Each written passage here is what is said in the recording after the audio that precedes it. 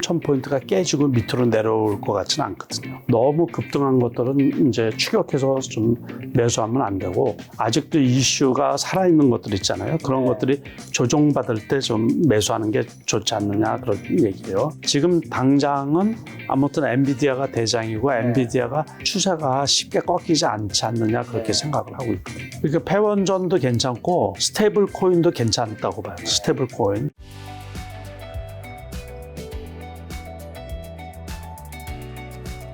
자, 회장님, 지금 현재 한국 증시가 지난달에 출연하신 이후로 이재명 정부가 출범했기 때문에 굉장히 많이 올랐습니다. 미국 증시도 요즘에 분위기가 또 좋고, 일단 가볍게 한국 증시, 미국 증시 점검부터 한번 해주신다면. 그렇죠. 그러니까는 우리가 지금 제가 한 달 조금 넘었거든요. 네. 오늘이 6월 30일이고 5월 하순에 왔는데 우리가 6.3 이제 대선이죠. 그 대선 결과에 따라 가지고 이재명 후보가 이제 대통령으로 당선되고, 그 다음에 이 주주 친화적인 정책, 뭐 그래서 아무튼 그 우리가 허니문 랠리라 그랬는데, 그래서 지수만 400포인트가 올라갔던 거예요. 400포인트. 그냥 3,100포인트까지 갔다가 이틀 지금은 3,071. 3,070포인트. 코스닥이 781. 네, 그러니까 그때도 2,700이 안 됐었거든요. 그러니까 거의 지수가 400포인트, 거의 수직 상승을 했다고 보면 되는 거죠. 그리고 또 지금 말씀하신 것처럼 미국 주식도 그 나스닥 기준으로 해가지고 1,500포인트 밑에까지 떨어졌었는데 4월 달에. 그랬는데 지금은 그 2,200포인트를 회복을 했거든요. 그래서 사상 최고치에 근접을 했고, 그 중심에 그 AI의 대장인 이 엔비디아 다시 $160더라고요. 예. 그래서 사상 최고치를 지금 기록하고 있는 그런 상태입니다. 그러니까. 자, 그럼 우선은 이재명 대통령 당선 후에 지금 이제 3주 조금 더 넘게 지났는데 증시가 이렇게 많이 오른 이유는 뭔가? 사실은 정책이라든가 이런 걸 펼치려고 하는 거지. 아직 한 건 별로 없는 상태인 건데 기대감이 이렇게 큰 건가요? 그러니까는 가장 한 거는 그 상법 개정으로 인해서 주주들한테 이제 혜택이 많이 돌아가게 하고, 거기에 보면은 자사주를 소각을 시킨다든가 뭐 그래가지고 배당을 이제 뭐 분리과세 얘기도 있고 뭐 그러거든요. 그러다 보니까는 그 지주사들이 많이 올랐어요. 거기에 그거하고 주식 화랑에 대한 그 우리가 4,000포인트, 5,000포인트 그 얘기를 했잖아요. 공약 중에. 그러다 보니까 이제 그 기대 심리로 해서 상당히 지금도 그 분위기가 좋거든요. 전체적으로. 그러다 보니까는 그 몇 달 사이에, 그러니까는 뭐 시장이 완전히 뒤집어진 거죠. 어떻게 보면. 그리고 그 지금 내수가 안 좋다 보니까는 지역 화폐로 인해서 뭐 돈을 푼다 그러잖아요. 그러다 보니까는 유동성이 이제 공급이 되는 거예요. 미국 주식도 역시 마찬가지로 지금 당장 금리 인하는 안 하는데 트럼프가 금리 인하에 압박을 지금 파월 의장한테 계속해서 놓는 거 아니에요? 금리 인하를 안 하면은 뭐 사퇴를 하라는 식으로. 그래서 그러다 보니까 그 미국도 역시 마찬가지예요. 유동성 공급에 대한 그 기대 심리 때문에 조금 많이 올라온 거죠. 거기는 지금 밸류 문제가 또다시 그 지난번에 나스닥이 2,200선에 있을 때도 역시 같이 나왔었거든요. 그러니까 너무 밸류가 높지 않느냐. 고평가 논란이 계속 있는데, 그럼에도 불구하고 올해 이제 유동성이 더 공급될 거다라는 기대 심리 때문에 주가가 안 빠지고, 관세에 이제 고관세 그거를 벗어나서 지금 주가가 견조하게 올라가고 있는 거거든요. 그래서 한국 주식도 분위기상으로는 지금 단기간에 많이 올라와서 그렇지, 기대 심리가 뭐 요번에 증권사들 나온 거 보면 1년 내에 KB증권 같은 경우는 3,700포인트 고점, 그 목표가가 그 고점을 거기까지 이제 보는 데가 있고, 일부 증권사는 뭐 4,000포인트 또 이렇게 얘기하는 데가 있어요. 근데 4,000포인트 정도 되면 퍼가 13포인트, 퍼 13 정도를 이렇게 매겼을 때 그렇다고 그러는데, 어쨌든 계속적으로 시그널이 긍정적인 시그널이 많단 말이에요. 그러니까 지금 그 일반 투자자들 입장에서는 막 그 좀 마음이 급해서 매수에 가담하시는 분들이 많이 있어요. 제가 주변 사람들 그 분위기가. 그래서 우리가 요거를 이렇게 보면 코스피 지수잖아요. 네.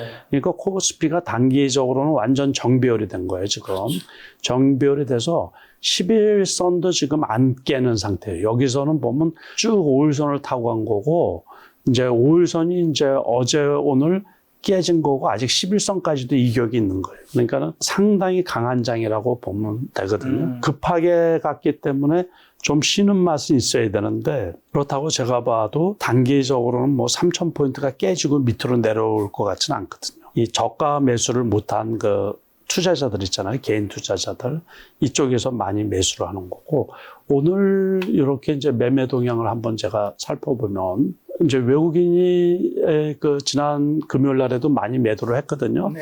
그렇지만 이제 개인보다도 기관이나 금융투자 쪽에서 상당히 많은 그 매수세가 몰렸거든요. 요거는 기관이나 금융투자 쪽에서 앞으로도 역시 장이 우호적이다 이렇게 보고 있는 그 증거라고 해도 되거든요. 그러니까 코스닥, 코스피 할 것 없이 기관하고 금융투자는 아시다시피 증권 쪽이거든요. 증권 쪽에서 매수가 상당히 많이 강하고, 투신 같은 경우는 지난번에 투신은 쉽게 말하면 우리 펀드 가입하신 그 개인 투자자들 있죠. 그러니까 환매를 많이 한 거예요. 네. 이게 이제 지수가 많이 올라오니까는. 근데 오늘은 소폭 환매를 한 건데, 지난주 같은 경우는 보니까는 이제 환매 금액이 조금 크더라고요. 그래서 전체적으로 보면 아무튼 근데 이제 조심할 게, 이제 그 지수는 그런데 종목은 급등했다가 급락하는 것들이 있어요.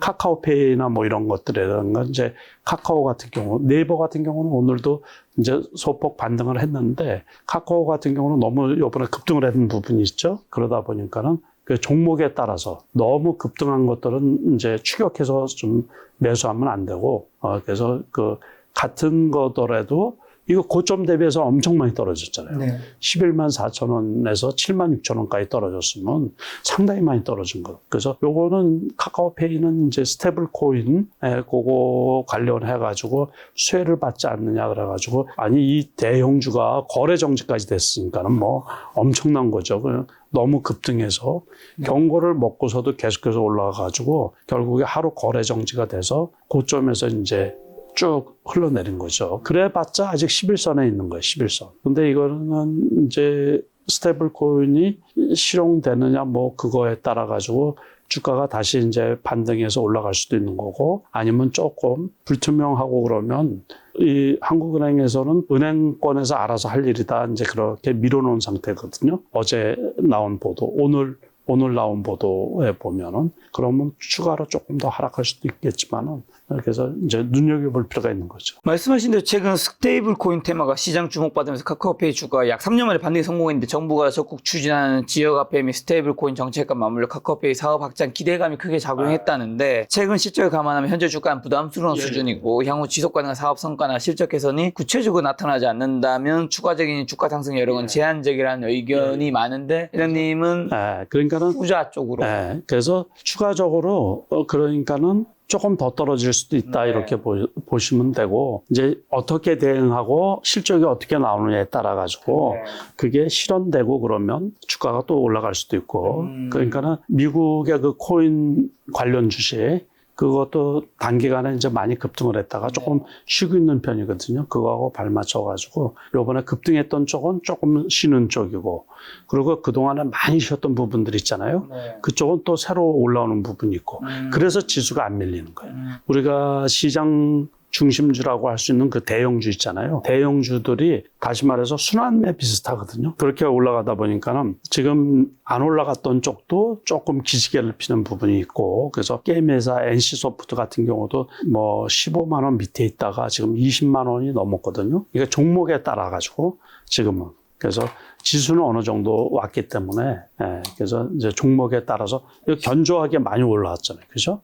일단은 그 역배열에서 이제 벗어나가지고 정배열로 들어서는 그 초입이기 때문에 이런 것들도 그렇게 이제 쉬고 있을 때는 매수가 가능하다는 얘기. 대형주, 같은 길 대형주. 그래서 지수 자체는 밀릴 일이 제가 보기에 당분간은 없지 않느냐. 그래서 지금은 다른 이슈가 그게 관세에 관한 것도 어느 정도 내성이 생겼거든요. 그러니까 지금 자동차 25% 관세 뭐 이런 얘기도 나중에 하실 건데 그런 것들도 어떤 내성이 생겨서 크게 충격은 받지 않지 않느냐 그런 얘기. 저 그러면 이제 코스피가 어쨌든 3,120 이거 선을 돌파하고 3년 6개월 최고치를 경신했지만 말씀하신 대로 차익 실현 매물이 이제 출회되며 상승부 일부를 반납해서 이제 3,070일 정도인 건데 대부분의 업종이 이제 좀 상승한 만큼 추격 매수보다는 조정 시 저가 매수로 대응하는 전략이 바람직하다고 하시는 분들이 많은데 공감하시나요? 예, 맞죠. 그게 맞는 거고 그러니까 많이 올라갔는데도 아직도 이슈가 살아있는 것들 있잖아요. 그런 것들이 조정받을 때 좀 매수하는 게 좋지 않느냐 그런 얘기예요. 그러면 이제 지금 이제 오늘이 6월 말이잖아요. 이제 하반기 시작인데 자 올해 상반기 가장 많이 주도한 섹터는 좀 어디로 정리할 수 있을까요? 볼 것도 없이 조방원이죠. 조방원, 조선방산, 원전 그거 하고 금융주, 증권 많이 올랐어요. 증권하고 KB금융 같은 것도 많이 올랐어요. 네. 한국 금융지주도 많이 올라갔고 그래서 우리가 쉽게 말하면 조방원이고 그 다음에 KB금융이라든가 많이 또 이제 한국금융지주 뭐 이런 것도 좋고 그 다음에 증권주도 상당히 좋아요. 그래서 증권주 뭐 미래에셋 증권 뭐 이런 것도 그렇고 삼성증권도 그렇고 증권주가 웬만하면 다 좋아요. 거의 비슷하잖아요, 그죠? 네. 그래프가. 그래서 이런 것들도 많이 올라왔고 그 방산주는 전통적으로 현대, 로템 그런 거고 후발주로 이제 풍산이 상당히 급등. 아주 급등 많이 올랐었고 풍산 같은 게 이제 단기간에 급등 패턴인데 이런 경우도 쉽게 이렇게 많이 안 떨어지거든요. 그러니까 현대로템이나 하나 에어로스페이스 같은 경우도 단기적으로 많이 올라서 그렇지 21선에서는 제가 요거는 21선이 깨졌는데 61선에서는 괜찮지 않을까 싶은 생각이 있어요. 98만 원까지 갔다가 이렇게 왔는데 추세 자체가 꺾였다고 이렇게 보기는 좀 그렇고 단기적으로는 뭐 데드크로스가 발생을 했는데 제가 보기에는 그래도 이 방산 그 실적이 좋고 향후 전망도 좋기 때문에 그렇다고 뭐 쭉 내려가고 그럴 일은 없지 않나 그런 얘기거든요. 그러면 상반기에 이제 주도한 섹터들이 뭐 조선과 방산과 원전과 뭐 증권 이런 게 얘기해 주셨으면 하반기에도 갈 수 있는 섹터는 유망 섹터는 좀 어디고 아니면 하반기에는 좀 다른 섹터에서 무언가 좀 움틀대고 있는 것들이 좀 있을까요? 거의 없을 거로 보거든요. 상반기 중에서 괜찮은 것 중에 쉴 때 이제 매수를 하는 거죠. 그게 조금 조정을 받고 그래서 거의 나올 종목이 다 나왔고 글쎄요. 그래서 저도 이제 하반기에 어떤 종목이 좋을까 이렇게 예상을 이렇게 한번 해보면 새롭게 뭐 두각을 나타낼 종목은 없고 제가 보기에 그러니까는 바이오 종목 같은 경우는 요번에 지수가 많이 올라가도 소외된 종목군들이 있거든요. 그렇죠. 근데 그런 것들은 결국에 재료나 이슈가 지금 시장하고 안 맞았기 때문에 소외가 됐는데 그게 하반기라고 해서 그쪽이 각광을 받고 그럴 가능성은 거의 없거든요. 우리가 조선도 그렇고 방산 같은 경우도 그렇고 원전 같은 경우도 그렇고 그거는 미국 주식하고 궤를 좀 같이 하는 편이고 세계적인 그 지정학적 리스크 있잖아요. 그러니까 요번에 이란, 이스라엘 이제 전쟁이라든가 미국의 공습을 한 거라든가 뭐 그것도 방위비 인상을 그 트럼프가 압박을 한다든가 그런 여러 가지 요인들이 그 주식, 그 섹터들을 올라가게 만드는 거예요. 그러니까 우리나라 같은 경우는 지금 제가 보기에는 그 원전주가 많이 올라갔는데 일부 원전주, 그러니까 개별성 있는 스몰캡의 원전주들은 오히려 지금 떨어지고 있는 추세거든요. 근데 그런 것 중에서 지금 폐원전이 요번에 고리 1호기가 지난주에 승인이 났잖아요. 해체 승인이. 그 관련 주식은 다시 살아날 가능성이 있지 않나 이제 그렇게 보고 있거든요. 그러니까 그쪽은 조금 폐원전 시장이 전 세계로 따지면 폐원전, 원전 폐기하는 거 있잖아요. 해체 작업하는데 그 시장이 500조 시장인데 요번에 고리 원전만 해도 그걸 해체하는데 한 8천억 정도가 비용이 들 거로 예상을 하더라고요. 그러다 보니까는 그게 우리나라에선 처음이고 원전 해체의 원천 기술을 갖고 있는 나라는 미국밖에 없거든요. 전 세계에. 그러다 보니까는 그 어떻게 보면 그 원전 관련주 중에서도 블루오션이 아닌가 이렇게 생각이 드는 거예요. 그러다 보니까는 이제 요번에는 단기적으로 올라갔다가 떨어지는데 그 종목들은 좀 잘 지켜보면 실질적으로 이 해체 작업이 들어가면서부터 많이 떨어질 때, 많이 떨어져서 만약에 올라간 것 없이 많이 떨어진 상태면은 재매수해도 되지 않나, 이제 그렇게 생각이 들어요. 폐원전 관련주는 어떤 것들이 있죠? 관련 종목입니다, 여러분. 그거는 제가 이렇게 뭐다라고 하면 뭐하고, 네. 이 증권사 HTS에 이렇게 보면은 네. 그 테마 그거를 이렇게 정리해 놓은 데가 있어요. 그거에 맞춰가지고 네. 그 트레이딩을 하면 되지 않을까 싶어요. 아니면 인터넷에 검색을 해가지고 네. 폐원전 관련주 이렇게 해서 하면은 이제 어떤 블로그들이 이렇게 정리해 놓은 부분들이 있거든요. 그 중에서 모든 기업들이 뭐 원전에 관련이 있으면 네. 폐원전에도 일정 부분 관련이 있겠죠. 네. 그러니까 그래서 검색을 해보시면 되고 그 중에서도 이제 많이 올라간 것들은 위험하고 많이 올라갔다가 이제 떨어지는 것들이 있거든요. 자, 지금 이게 이제 회장님께서 폐원전 관련된 섹터에서 이제 종목을 정리해놓은 거 이거 다 가지고 계신 거 아닙니다, 여러분. 다 사면 안 되는 거예요. 다 사면 안 돼요. 이런 것들이 있으니까 참고하셔서 이 중에서 직접 또 잘 나올 것 같고 위험하지 않은 것 같은 거. 요거는 그래서 원일 TNI 같은 경우는 급등했다가 네. 지금 뭐 올라가는 거 없이 거의 다 떨어졌거든요. 요게 우리가 차트를 보면. 이게 차트가 요즘에 왜곡이 돼요. 네. 이게 여기에 보시면 KRX가 있잖아요. 네. KRX가 있고 넥스트 거래소가 있고 그러거든요. 맞아요. 그래서 그래프가 달라요. 그래서 이거를 주식하는 저 같은 입장에서는 네. 참 불편한 거예요. 이거 넥스트 거래소.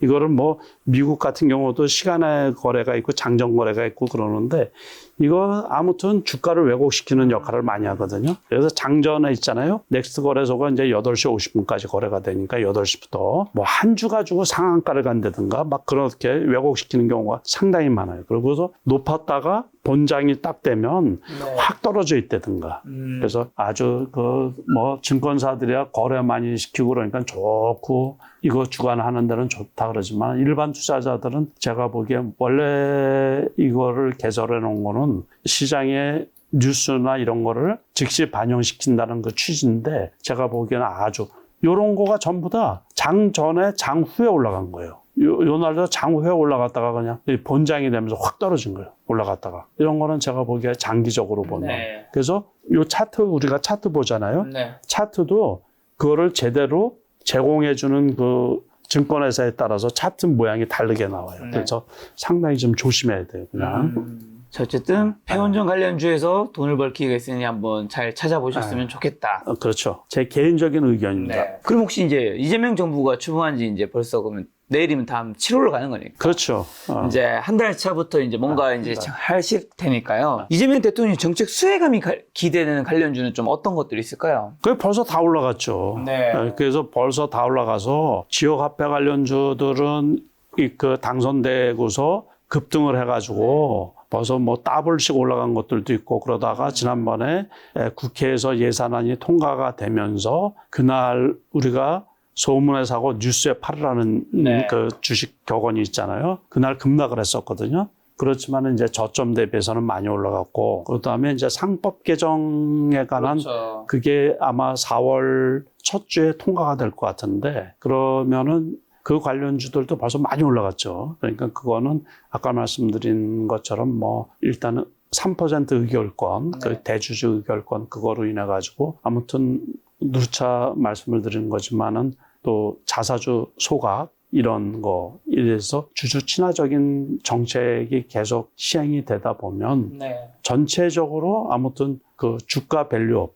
주식시장 밸류업, 그 지수 밸류 뭐 그래서 아무튼 그거가 지금도 진행되고 있다고 생각을 하면 되죠. 그렇지만은 주식시장은 무조건 실적이 반영되고 실적에 수렴하게 마련이기 때문에 말로만 립 서비스로만 해가지고 주가가 부양되지는 않거든요. 그리고 과거에 우리가 조금 소위 말해서 잘 모르고 있을 때 네. 그럴 때는 뭐 정부에서 개입해가지고 주가를 올리고 막 무차별로 주식을 매입하라 막 그랬었잖아요. 근데 그런 경우는 이제 실패하기 마련이기 때문에 지금은 또 그런 거를 하는 시대도 아니고 그렇지만 아무튼 그 주주 친화적인 그 시장을 만들겠다. 네. 그래서 이제 그렇게만 해도 지수는 올라간다. 이제 그런 얘기죠. 주주 친화적인 게 관련된 거 진짜 진행된다면 지주사가 오를 확률이 높은 건가요? 그럼요. 그래서 지주사 주식이 많이 올라갔어요. 그러니까 대표적으로 뭐 지주사는 아무거나 찍어도 다 많이 올라갔어요. 네. 코롱 대표적으로 전에부터 올라갔던 게 이제 고롱, 올랐고요. 그다음에 삼성물산. 이것도 이 무거운 게 여기까지 올라갔다가 지금 이제 많이 올라간 거죠. 하나도 지주사 아닌가요? 아, 그렇죠. 하나도 지주사죠. 하나도 지주사고 두산도 지주사죠. 아, 그럼요. 그러니까 두산 두산도 많이 올라가고. 꾸준히 올라가요. 그러니까 이런 네. 것들은 다 엄청 많이 올라가요. 이 무거운 게 이것도 보시면은 4월 7일 날에 우리 주가가 그 많이 떨어졌던 날이잖아요. 이렇게 꾸물럭꾸물럭 해가지고 엄청 많이 올라간 거예요. 그러면 이제 이재명 정부가 내수 신작을 위해서 추경, 의회 의결 및 상법 개정 처리가 예정대로 이루어지면 자금 유입이 확대될 텐데, 근데 이제 이런 거잖아요. 지금 이제 어쨌든 두산이든 뭐 지주사든 금융권이든 많이 올랐는 게 이게 이미 다 반영된 거일 수도 있고, 아니면 앞으로 덜 이제 시행된 거에 덜 반영된 거일 수도 있는데, 그게 결국 중요한 거잖아요. 이제 그걸 결정해야 될 텐데 투자자분들은. 저도 어렵죠. 네. 이게 어려운 게 실적이 받침이 되면 이제 7월 중순 되면 네. 상반기 실적이 발표가 돼요.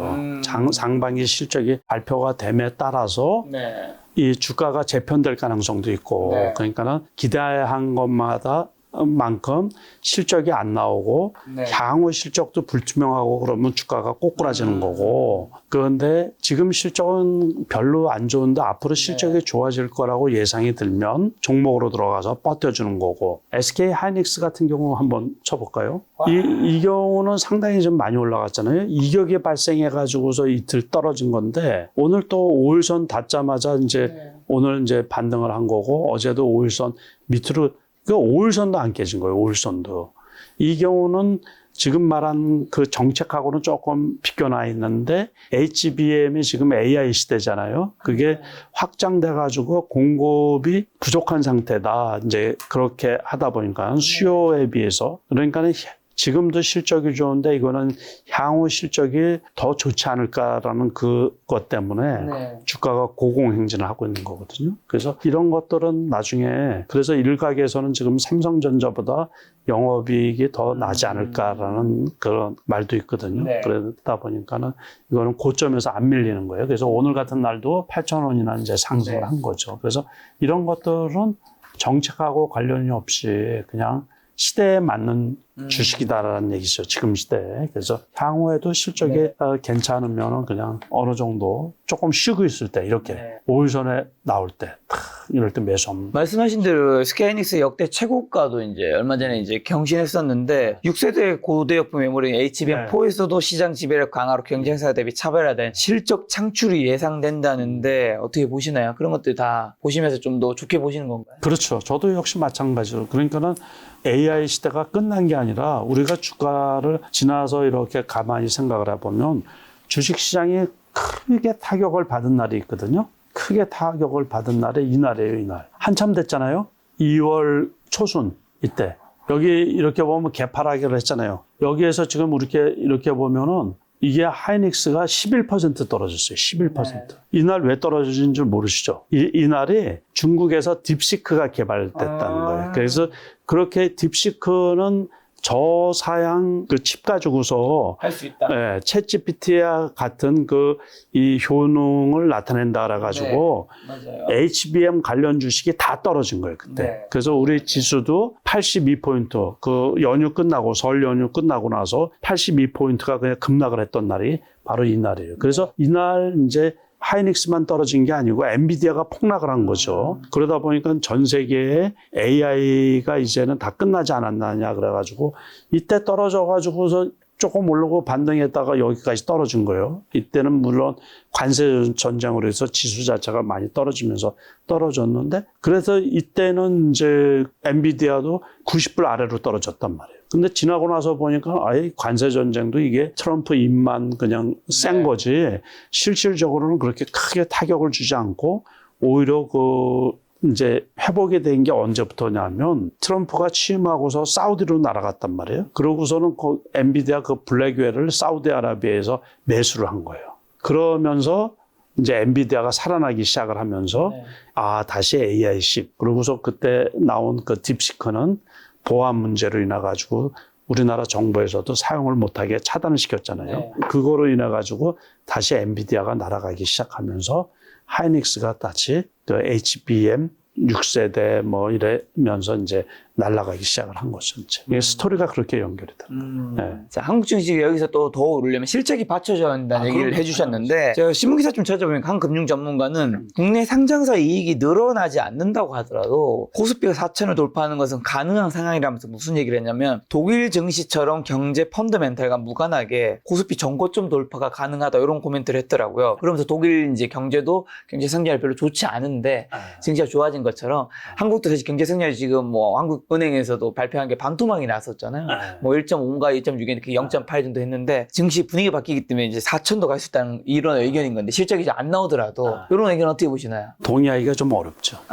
주식 시장은 참 모르거든요. 네. 참 모르는 거기 때문에 우리가 불과 그 몇 달 전, 2개월, 3개월 전에 뭐 2,300 갔던 게 지금 뭐 두 달, 그렇죠. 석 달 후에 여기 4월 달에 2,200이었습니다. 그러니까요. 2,284까지 떨어졌던 게 불과 3개월 만에 이렇게 올 줄은 아무도 몰랐죠. 그러니까는 그분 말대로 4,000포인트 갈 수도 있어요. 갈 수 있고 안 갈 수도 있고. 안 갈 수도 있고. 그렇지만은 이제 그 지금 말씀한 것처럼 실적이 받쳐주지 않는데 그렇게 갈 때는 우리가 2020년 경험을 했잖아요. 그때 2020년 경험을 한 거는 뭐냐면 셧다운이 됐는데 주가만 막 올라갔단 말이에요. 네. 그때 제가 그 지인들이나 뭐 이런 분들한테 얘기할 때 이때였죠. 2020년에 유동성. 제가 겨울 되면은 다시 2,000포인트 회복을 한다 그러니까는 아니 무슨 소리냐고 많이 그랬거든요. 근데 그때 올라간 건 뭐 때문에 올라갔어요?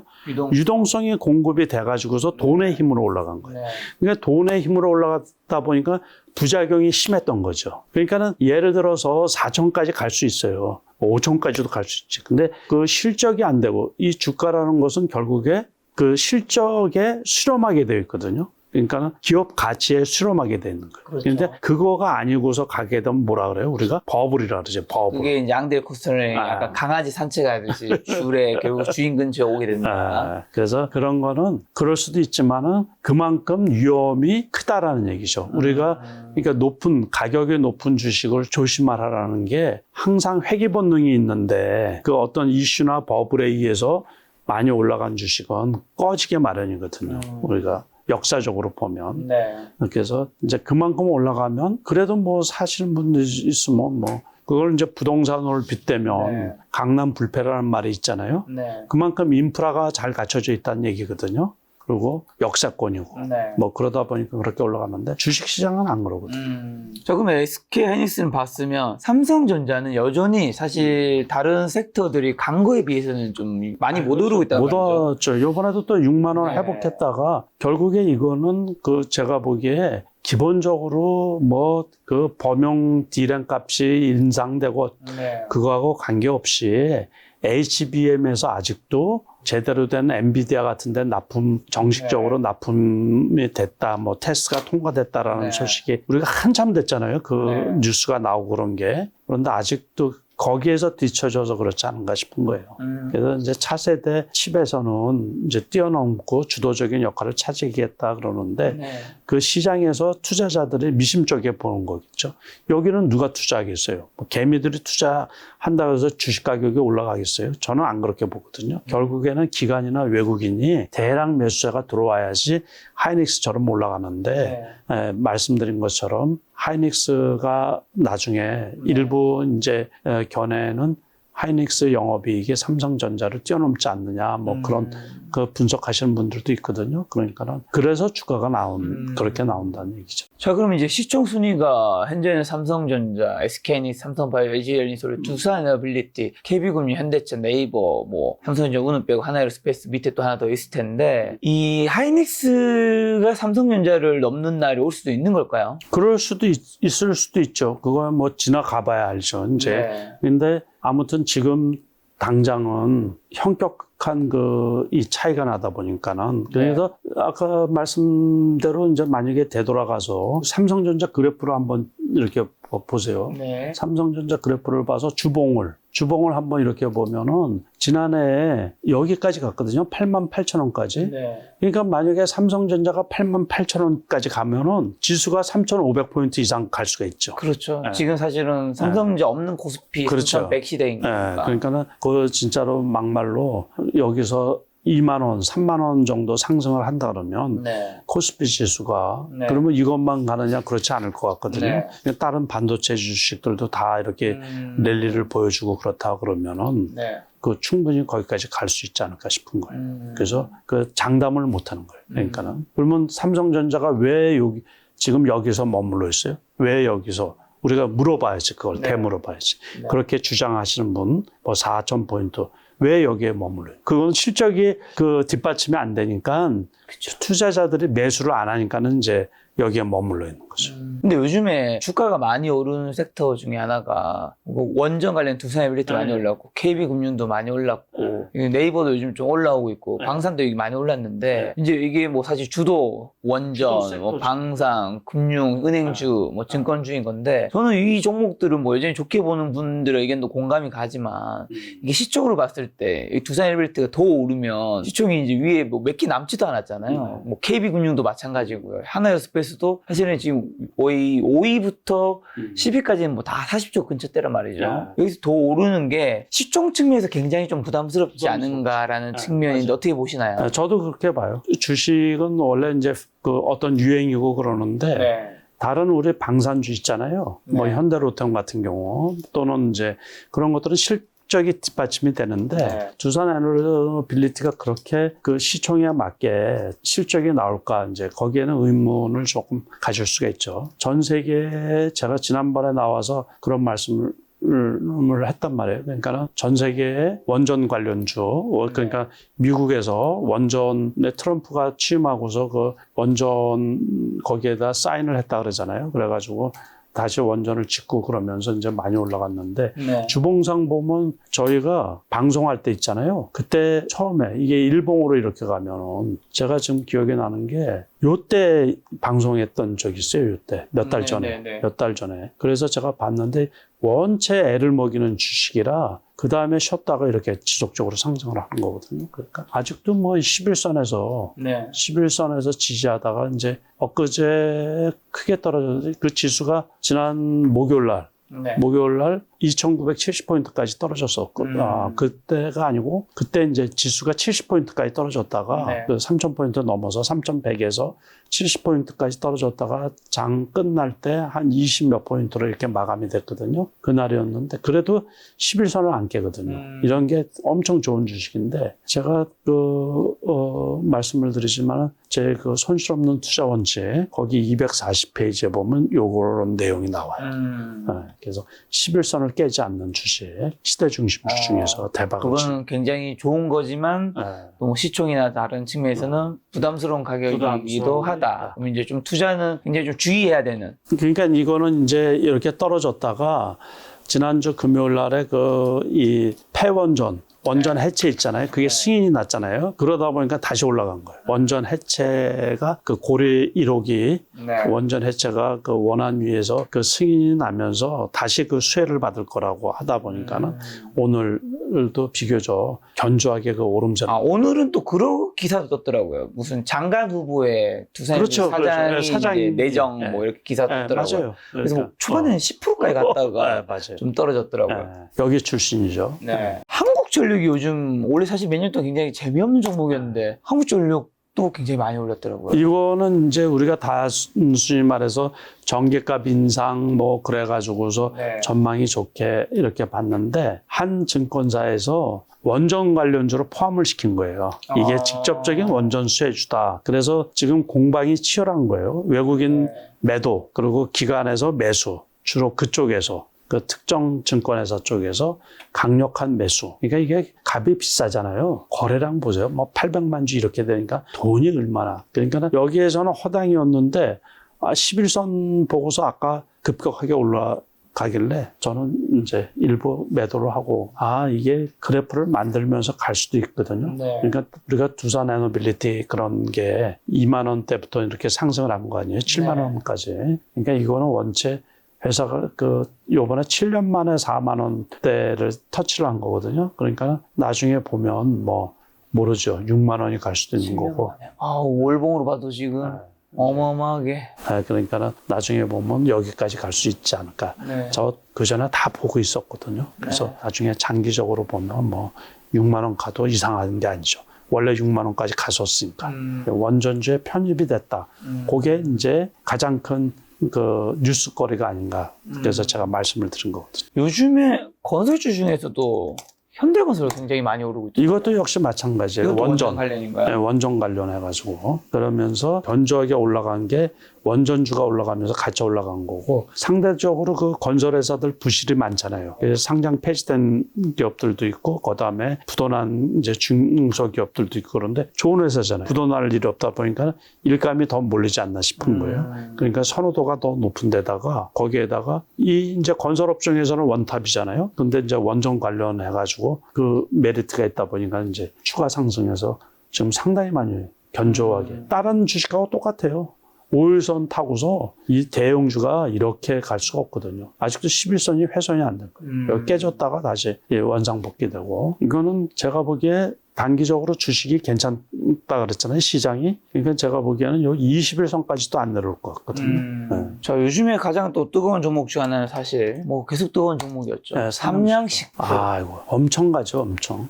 주봉으로 봐도 엄청나고 엄청 물봉으로 봐도 엄청난데 일봉으로 본다면 그러니까 오늘도 그 신문에도 크게 나왔어요. 네. 그러니까 매경에도 크게 나왔는데. 이게 계속 가나요?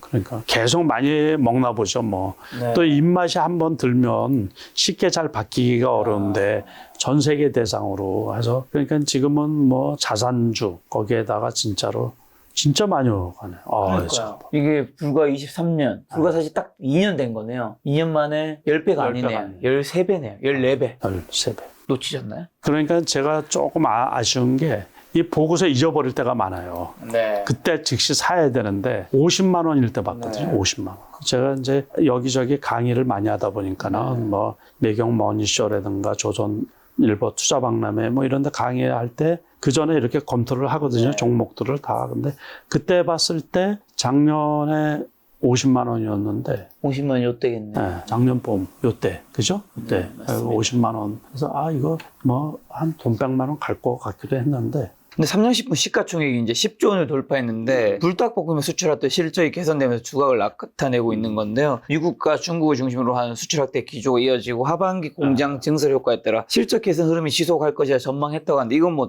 많은 분들이 공감하실 텐데 그렇죠. 저도 이 주가는 언제 꺾일까요, 그러면? 언제쯤 이제 많은 분들이 빠져나와야 되는 힌트라도 영업이익률의 성장치가 꺾일 때 조심해야 되는 걸까요? 그렇죠.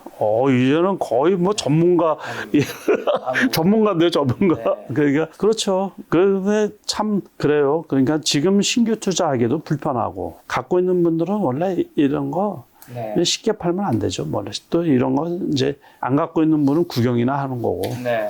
그러니까 그 지수가 좋아지면서 꺾이지 않고 이제 또 가는 측면이 있거든요. 네. 미국 상호관세의 영향에 따라 실적 하해 우려에 증권사가 현대차의 목표가를 하향했는데 좀 현대차, 기아 어떻게 보시나요? 현대차. 맞아요. 그래서 이제 주가가 그게 반영이 된 거죠. 지속적으로 이렇게 하락하다가 이제 크게 반등을 했는데 또 재차 그 뉴스에 의해서 여기에서 머물러 있지 않을까 싶은 거예요. 그러니까 관세를 뛰어넘을 이제 나중에 실적이 나온다든가 뭐 그래서 실적이 향후 전망이 좋다 그러면 이제 갈 수가 있는 거고 그렇지 않으면 제가 보기에 여기에서 계속 머물러 있지 않을까 싶어요. 근데 이제 더 이상 하락하지 않는 거는 그게 다 반영이 돼서 지금 여기에 와 있는 거거든요. 그러니까 추가 하락해서 계속해서 뭐 밑으로 빠지고 그러지는 않을 것 같고.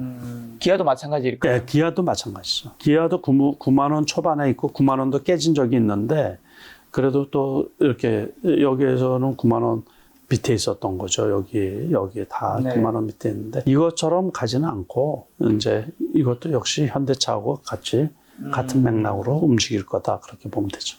자, 그러면 증시 전반의 온기 확산에도 제약 바이오 업종이 여전히 좀 위축된 분위기에서 벗어나지 못하고 있는데요. 하반기에 여기에 좀 온기가 퍼질까요? 그 이제 우리가 섹터를 말할 때 전체 섹터가 올라가는 경우가 많잖아요. 네. 그런데 바이오주는 그게 아니고 미용기기.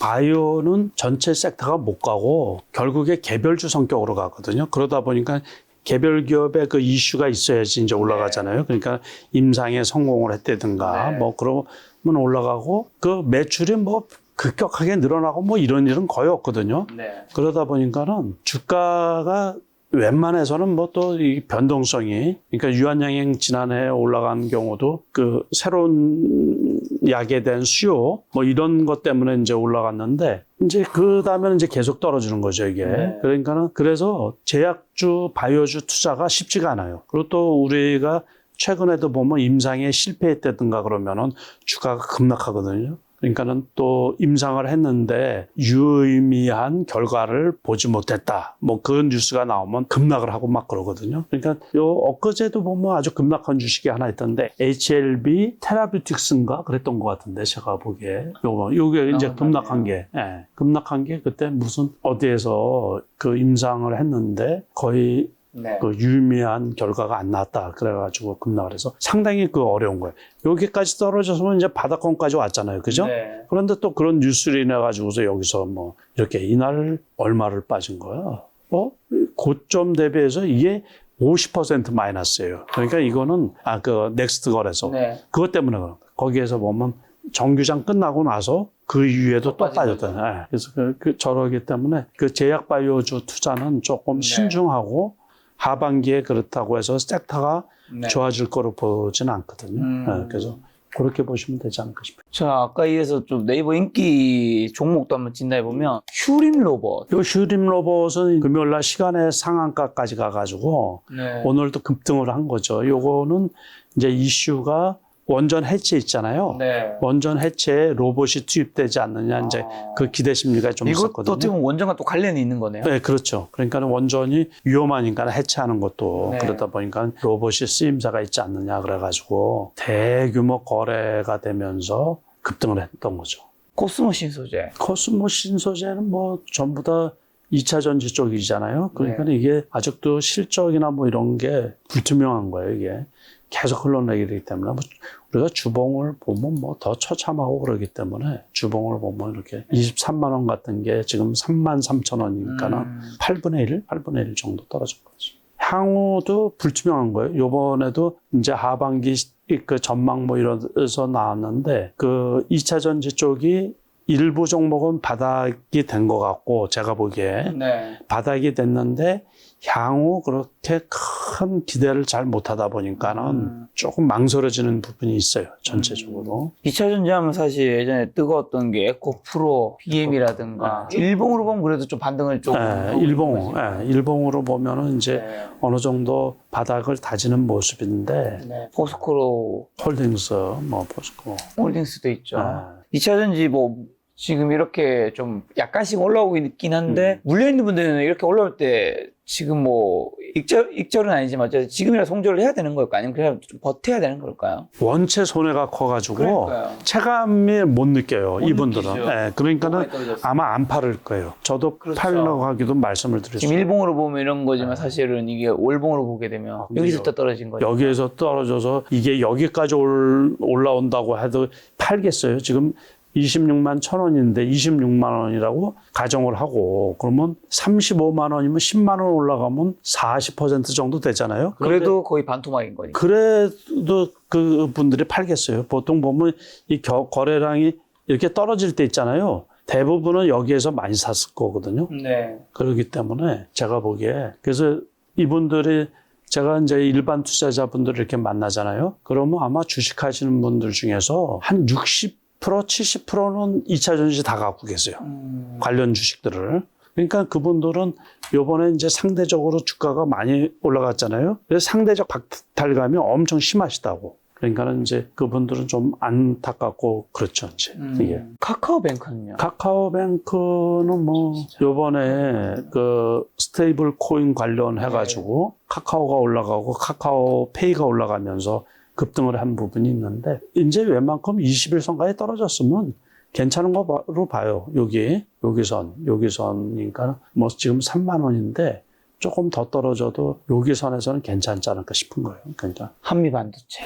한미반도체도 은근히 올랐거든요. 미국의 엔비디아가 올라가면서 그다음에 하이닉스의 납품권 뭐가 있는데 그 상대 기업의 리스크가 발생하면서 이쪽에서 다 갖고 가지 않느냐 뉴스 같은 것도 좀 있거든요. 그래서 이렇게 이격을 지금 이렇게 딱 닫고서 오늘 이렇게 했잖아요.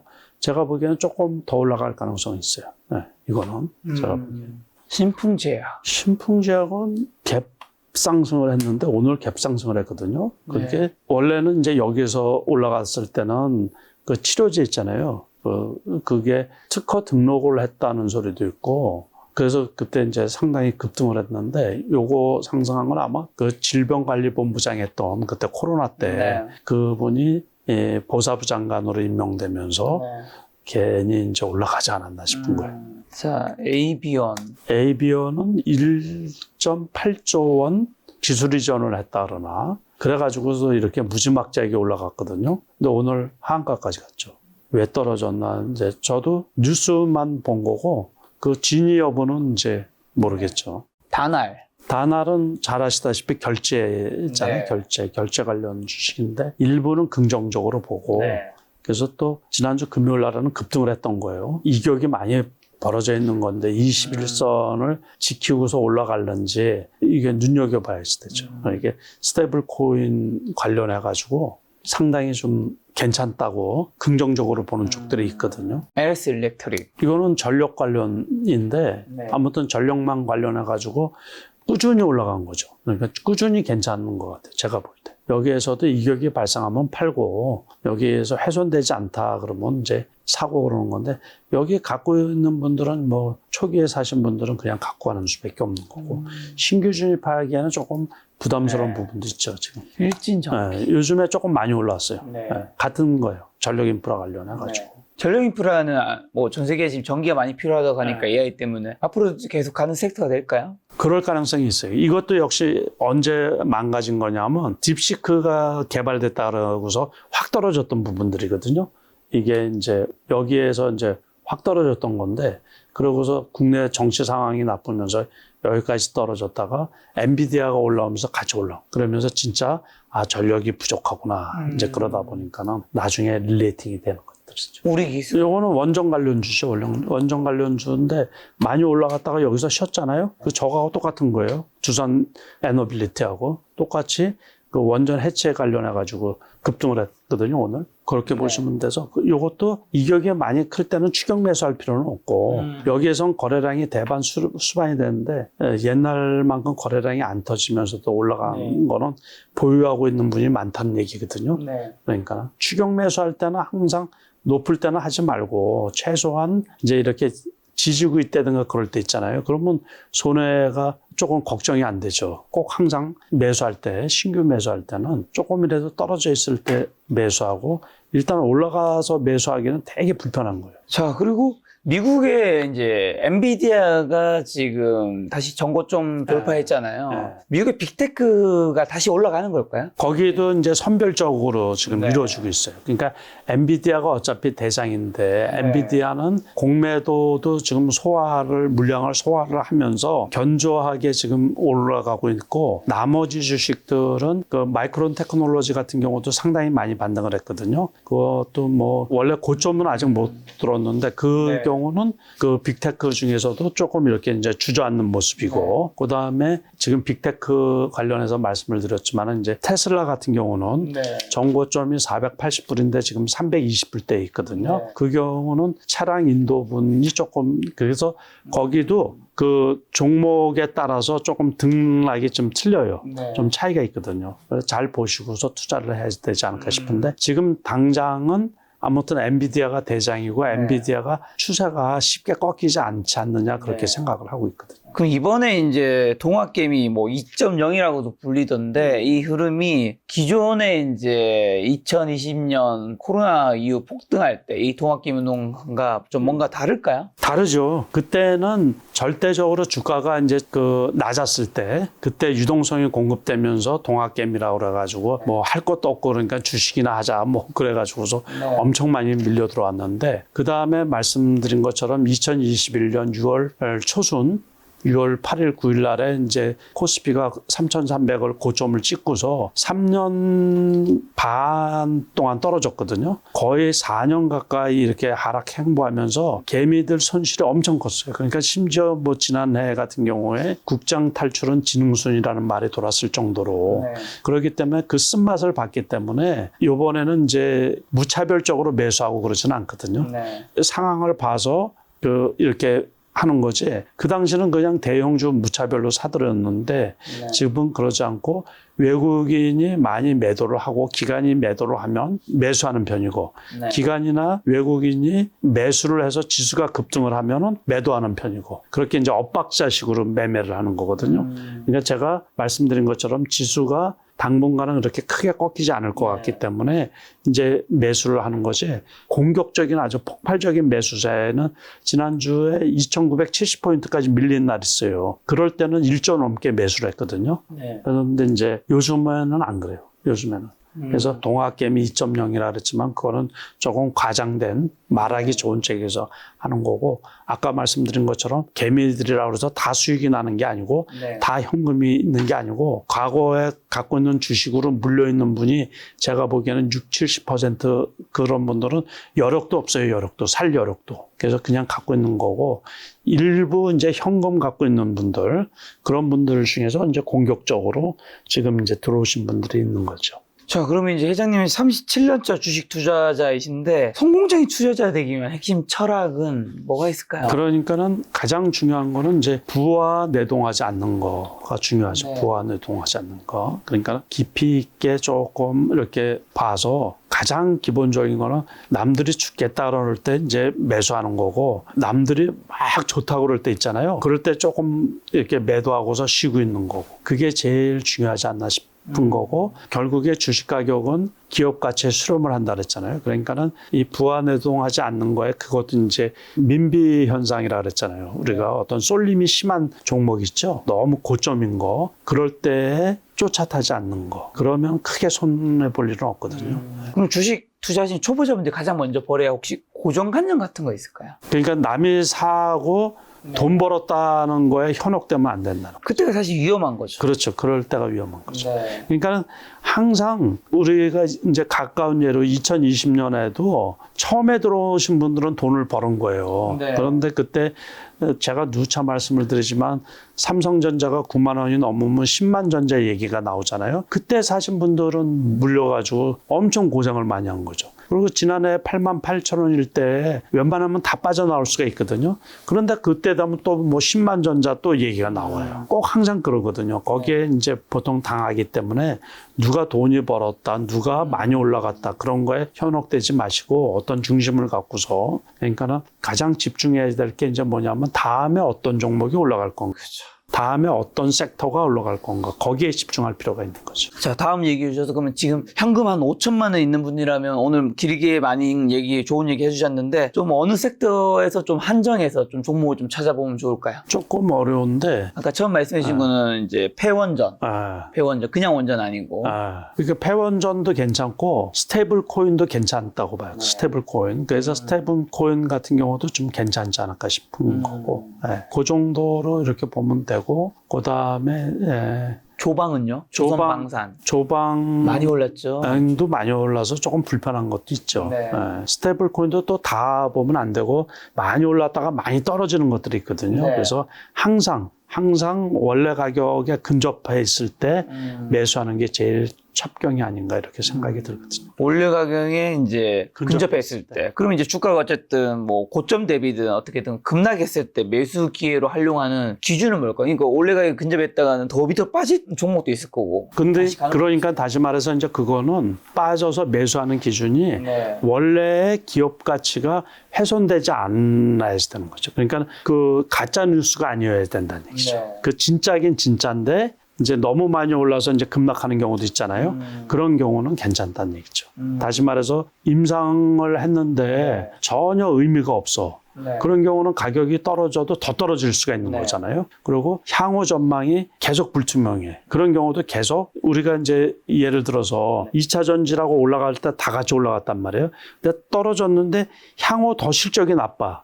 그리고 회사 존립 자체가 위험한 주식들 있잖아요. 그런 경우는 관리 종목으로 넘어가고 뭐 동전주가 돼버리고 상장 폐지가 되는 경우가 상당히 많이 있거든요. 그러니까 주가가 떨어져도 회사의 기본 가치나 이런 거는 전혀 관계가 없을 때 이제 매수해야 된다 그런 얘기죠. 실적도 잘 나오고 그런 종목이 이제 떨어져 있으면은 그 하면 되는 거죠. 그럼 매수보다 더 어려운 좀 매도의 타이밍을 잡는 기준은 뭘로 좀 잡아야 될까요? 매도는 이격이 많이 발생하면 그냥 매도하는 거예요. 이격이 주식 가격은 올라가다가 이격이 많이 발생한다는 것은 이제 네. 5일선, 11선하고 이렇게 갭상승하고 있을 때 있잖아요. 네. 이럴 때는 1차 매도하는 게 정답이거든요. 어떤 주식이든. 그러니까 코스피 자체가 이렇게 이격이 많이 발생하는데 대형주 같은 경우는 이렇게 이격이 많이 발생한다든가 또는 이제 개별주를 샀는데 네. 상한가가고 또 많이 올라가고 그래서 이격이 많이 네. 발생하잖아요. 그럼 무조건 매도하는 게 최고죠. 네. 혹시 개인 투자자분들 보셨을 때 매매할 때 가장 많이 저지르는 실수는 뭐라고 보세요? 고점에 쫓아가는 거, 추격 매수. 그 뉴스만 보고서 고점에 쫓아가는 거. 뉴스를 보고 재료는 아는데 이게 좋다고 그러면 보통은 그냥 쫓아가요. 차트도 한번 안 보고. 그래서 실수하는 경우가 제일 많이 있거든요. 자, 뉴스 말씀해 주셔서 이제 오늘 뉴스에 두산일베이트 산자부 장관 후보 배출에 이제 장중 시총 뭐 올라갔다는 얘기, 뭐 조선비주얼에서 장관 후보 배출 이렇게 해서 프리마켓에서 7만 원대 뭐 이런 기사가 있는데 실제로 이제 장중에 한 10%까지 올랐다가 이제 많이 빠졌단 말이죠. 그 고점 대비해서는 장중에 지금 9.73%인가요? 올랐는데 지금 이렇게 빠진 거면 어떻게 보면 호재에도 힘을 좀 발휘하지 엄청 큰 힘을 발휘하지 못했다고 보기 때문에 위험 신호로 좀 받아들여야 될까요? 이거는 이제 기존에 많이 올라왔잖아요. 많이 올랐죠. 그러고서 이제 그 원전 폐기는 지금 시작하는 거죠, 지금. 네. 그러니까 그거가 있어가지고 많이 떨어질 일이 없는 거죠. 그러니까 다시 말해서 우리가 소문에 사고 뉴스에 팔으라는 얘기가 있거든요. 오징어 게임 있잖아요, 오징어 네. 게임. 오징어 게임 그 3가 나오면서 이정재 관련 주식 네. 그 중에 그게 아마 2개가 있는데 아티스트라고 이 경우는 이제 어쨌든 여기까지 왔는데 일말의 기대를 했단 말이에요. 그런데 보니까는 진짜로 이제 3편 끝나고 나서 이제 시리즈가 다 끝난 거예요. 네. 후속작이 나올지 모르지만은. 그러니까 2편에서 별로 그렇게 크게 두각을 못 나타냈잖아요. 맞아요. 그랬는데 역시 3편도 이제 앞으로 당분간은 이슈가 없잖아요. 그러니까는 이슈가 없으니까는 이제 떨어져 버리는 거지. 그럼 뭐 여기까지 와도 더 떨어질 수도 있는 거고 여기까지 와도 더 떨어질 수 있는 거죠. 그렇게 보시면 돼요. 그러니까는 제일 중요한 거는 뉴스가 아무리 좋더라도 차트 같은 거 이렇게 보고서 추격 매수가 상당히 위험하다 이렇게 보면. 그리고 원전도 그냥 원전은 이 많이 올랐기 때문에 굉장히 조심해야 되고 위험할 수 있는데 이제 폐원전 영역을 좀 봐야 된다 해주셨습니다. 자, 그럼 마지막으로 하반기 주식 투자 포인트랑 이제 눈여겨봐야 될 변수랑 개인 투자자분들 좀 어떤 전략으로 시장에 대응해야 될까? 이제 7월이 이제 시작되는데 하반기는 지금보다 증시는 연말에 올라와 있을까요? 조금 올라와 있을 것 같아요. 지금 이제 가장 커다란 거는 정치적 불확실성으로 인해 가지고 주가가 억눌려져 있는 부분도 많이 있거든요. 그거하고 관세 전장하고 2개가 가장 큰 우리 경제의 리스크였는데 그러다 보니까 내수 침체 거기에다가 또 이제 가계 부채가 엄청 많이 높잖아요.